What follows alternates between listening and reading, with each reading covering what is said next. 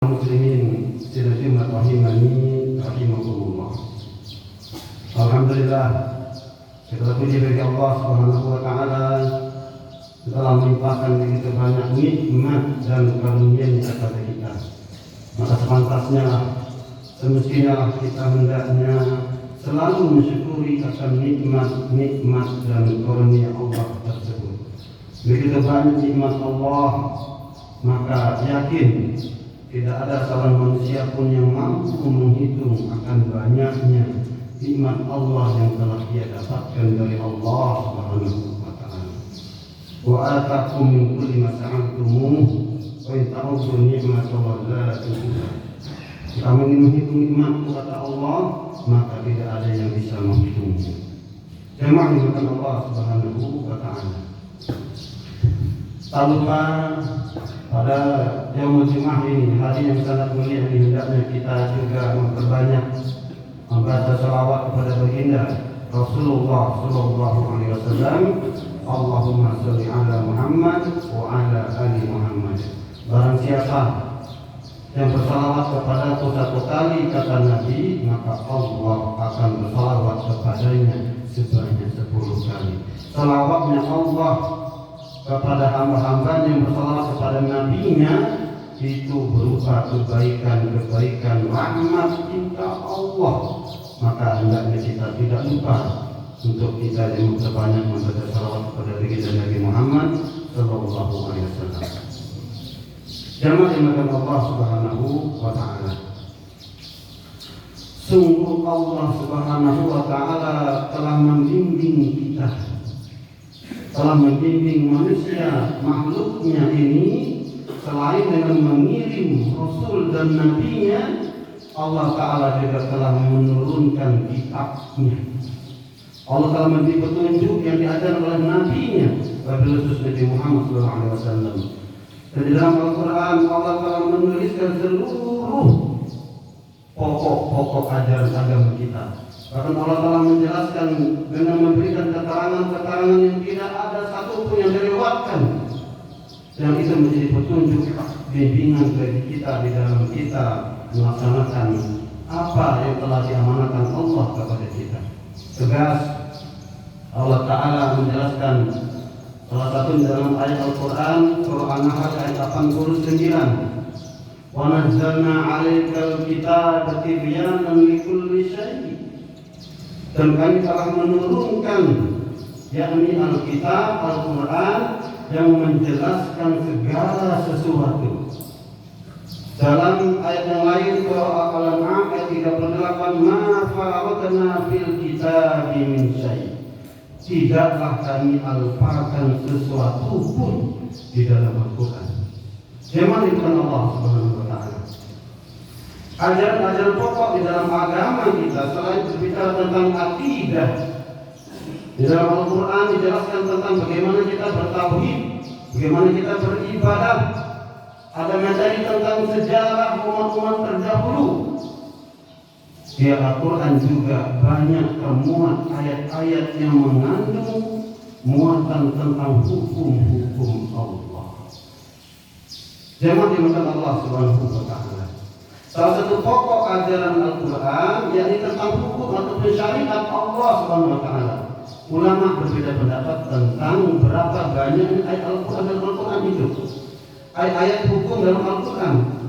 Ada pendapat yang mengatakan bahwasanya ada sebanyak 500 ayat. Ada yang mengatakan sebanyak 200 ayat. Ada yang mengatakan sebanyak 150 ayat. Ada pendapat yang lain dan ini pendapatnya jumhur ulama yang mengatakan bahwasanya tidak ada satu ayat pun yang ia tidak mengandung muatan hukum ataupun aturan-aturan Allah.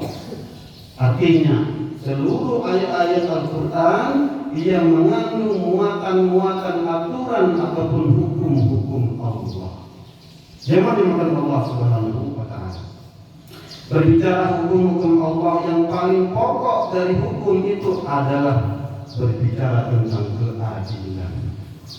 Adil ini bahkan Allah telah menamakan dirinya Al-Adlu, Maha Adil. Di dalam Asmaul Husna Allah juga menamakan dirinya dengan Al-Hakim, yang maha bijaksana. Jemaah dimana Allah SWT. Dalam Al-Quran Allah Ta'ala mengajarkan kita agar kita hendaknya berlaku adil. Allah telah mengajarkan kita agar kita hendaknya menghukumi suatu perkara dengan hukum yang adil. Contoh, di dalam Al-Quran disebutkan Surah An-Nisa ayat 135 Allah Ta'ala berfirman, A'udzubillahi minasyaitonir rajim. Ya ayyuhalladzina amanu kunu qawwamina bil qisti syuhada'a lillah walau ala anfusikum awil walidaini wal aqrabin ila akhir ayat. Manahu, wahai orang-orang yang beriman, hendaklah kalian itu menjadi penegak keadilan dan menjadi saksi karena Allah, menjadi saksi dengan adil. Walaupun terhadap diri kalian sendiri, terhadap orang tua kalian, dan terhadap karib kerabat kalian.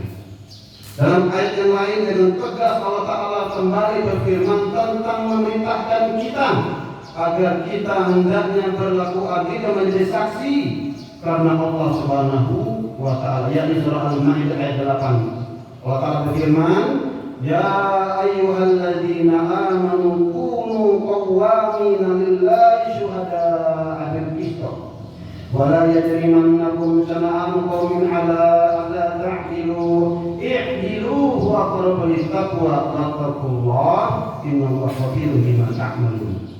Wahai orang yang beriman, kata Allah SWT, hendaklah kalian itu menjadi penegak keadilan dan menjadi saksi karena Allah. Dan janganlah kebencian kalian kepada suatu kaum menyebabkan kalian itu berlaku tidak adil. Adillah, karena sesungguhnya adil itu dekat dengan takwa dan Allah Maha mengetahui apa-apa yang kalian lakukan. Jemaah dimulakan Allah SWT. Maka dengan tegas Allah langsung memerintahkan kita. Dalam surah An-Nisa ayat 58 dengan tegas Allah berfirman, A'udzubillahi minasyaitonir rajim. Innallaha ya'murukum an tu'addul amanati ila ahliha. Allah telah memerintahkan kalian agar kalian itu menyampaikan amanat kepada ahlinya. Kemudian memerintahkan kalian agar kalian menghukumi manusia entah bil adil, dengan adil. Dalam ayat yang lain yang sering dibacakan oleh khatib dan ayat yang sangat masyhur, hampir sama ayatnya, Innallaha ya'muru bil 'adli wal ihsan wa ita'i dzil qurba wa yanha 'anil fahsya'i wal munkari wal baghi ya'idukum la'allakum tadhakkarun. Sebab Allah Ta'ala telah memerintahkan kalian agar kalian berbuat adil dan berbuat kebaikan dan kebaikan-kebaikan yang lain. Ila akhir ayat. Jemaah yang Allah Subhanahu wa Ta'ala. Bayangkan jika tidak ada keadilan di negeri kita. Bayangkan jika penguasa pemimpin negeri ini berlaku tidak adil. Siapapun dia, apakah lagi orang-orang yang memiliki kekuasaan, sekecil apapun yang memiliki kekuasaan, katakanlah seorang bapak dengan anaknya. Jika ada seorang bapak tidak adil kepada anak-anaknya, maka bayangkan bagaimana perasaan anak-anak yang tidak mendapatkan perlakuan yang adil dari orang tuanya. Bagaimana seorang guru tidak adil kepada murid-muridnya yang lain. Bagaimana seorang tetangga tidak adil kepada tetangga yang lain. Apakah lagi semakin besar kekuasaan, tentu akan semakin besar dampaknya. Maka subhanallah, Allah Ta'ala sangat memerintahkan kita, menginginkan setiap diri kita ini berlaku adil. Walaupun pada dirinya sendiri, walau ala anfusikum. Kita ingat ada sebuah kisah yang masyhur dari Nabi Muhammad SAW. Sebagaimana ada salah seorang kaya ketika itu anaknya mencuri, dan Nabi memerintahkan barang siapa yang mencuri secara hukum maka akan dipotong tangannya. Salah seorang dari kerabatnya mendatangi Usama bin Zaid, karena Usama bin Zaid sahabat yang sangat disayang oleh Nabi, mencoba melobi Nabi agar kiranya hukumannya tidak diberikan. Apa kata Nabi? Seandainya Fatimah binti Muhammad mencuri, maka pasti akan kupotong tangannya. Ini namanya adil. Al-adlu ia bermakna adil, tengah-tengah, tidak melenceng kiri kanan. Kalau bicara hukum, yakni orang yang menghukumi dengan adil, tidak memihak kepada salah satu, tidak memihak kepada kebatilan, ia hanya menghukumi dengan al-haq, menghukumi dengan benar. Jemaah dimulakan Allah SWT. Kalau terjadi ketidakadilan, terjadi hukum rimba namanya. Yang kuat menindas yang lemah, yang berkuasa aji mumpung, yang melakukan korupsi, yang melakukan perbuatan-perbuatan yang menyebabkan banyak sekali akibat-akibat yang akan dirasakan oleh rakyatnya. Maka subhanallah, pemimpin yang adil, hakim yang adil, kelak akan mendapatkan salah satu naungan yang tidak ada naungannya nanti di yaumil akhir, kecuali hanya salah satunya akan mendapatkan, yakni al-imamul adil ataupun hakimun adil. Jemaah yang berkata Allah Subhanahu wa ta'ala. Banyak sekali kisah-kisah yang menyebutkan, yang menceritakan tentang bagaimana para salafus saleh dulu berlaku adil.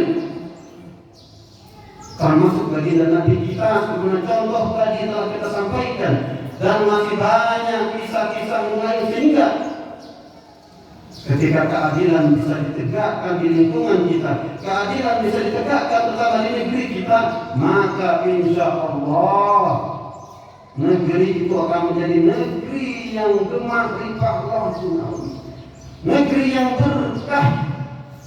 Ini barangkali muhasabah kita pada waktu kali ini. Kenapa negeri kita ini, negeri yang kaya raya ini, tetapi kita merasakan banyak kekayaan alamnya, tapi kita belum bisa menikmati di negeri kita sendiri, karena masih ada orang-orang yang tidak berbuat adil, terutama para pemimpin-pemimpinnya. Terima kasih Allah Subhanahu wa ta'ala. Dalam hadis qudsi, dalam hadis yang masyhur, Allah Ta'ala telah menyebutkan dalam hadis itu bahwasanya, ya ibadi inni haramtu zulma ala nafsi fala tazalamu. Wahai sekalian hambaku, kata Allah Ta'ala, aku telah mengharamkan diriku berbuat zalim. Lawan dari adil selain curang adalah zalim. Allah Ta'ala sendiri telah mengharamkan dirinya berlaku zalim. Maka fala tazalamu, janganlah kalian itu saling menzalimi di antara kalian.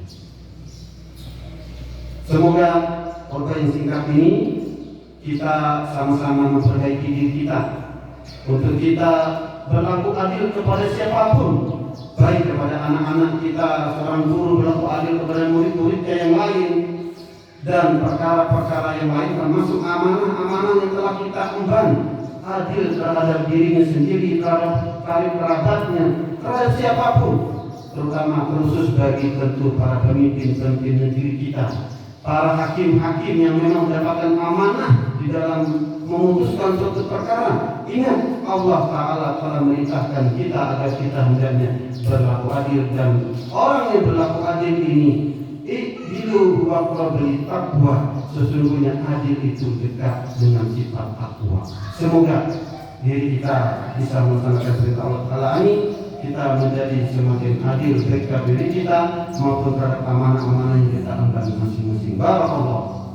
Barakallahu li wa lakum fil Qur'anil azim, wa nafa'ani wa iyyakum bima fihi minal ayati wa dzikril hakim. Taqabbal minna minkum tilawatahu innahu wal ghafurur rahim.